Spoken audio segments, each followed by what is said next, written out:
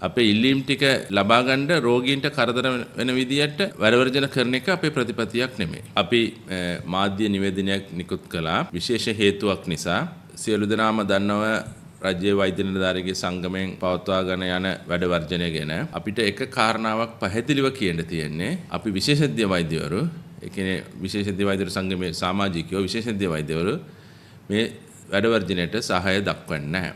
අපි කවුරුත් වැඩ වර්ජනේ නැහැ. අපි සියලු දෙනාම අපි සාමාන්‍ය රාජකාරී කරගෙන යනවා. විශේෂඥ වෛද්‍ය සේවා අහඬව වෛද්‍ය රෝහල් වල පවත්වාගෙන යනවා. ඒ වගේම පස්වාත් පුහුණු කරන වෛද්‍යවරු ඉන්නවා. ඒ කියන්නේ ඒගොල්ලෝ අනාගතේ විශේෂඥ වෛද්‍යවරු. ඒ වෛද්‍යවරුනුත් කිසිම වෛද්‍යවරු ඒ කාණ්ඩේ ඉන්න කිසිම වෛද්‍යවරු වැඩ වර්ජනේ නැහැ. ඒ වගේම තව සතුටුදායක පරිවිඩ තමයි අපිට දැනගන්න ලැබුණා, අපිට දකින්න ලැබුණා විශේෂඥ වෛද්‍යවරුන්ත් එක්ක එක කණ්ඩායමේ ඉන්න සාමාන්‍ය ශ්‍රේණි වෛද්‍යවරුත් බහුතරය වැඩවර්ජනයට සහභාගී වෙලා නැති හින්දා කණ්ඩායමක් හැටියට අපිට විශේෂඥ වෛද්‍ය සේවාව දිගින් දිගට කරගන්න පුළුවන් වුණා.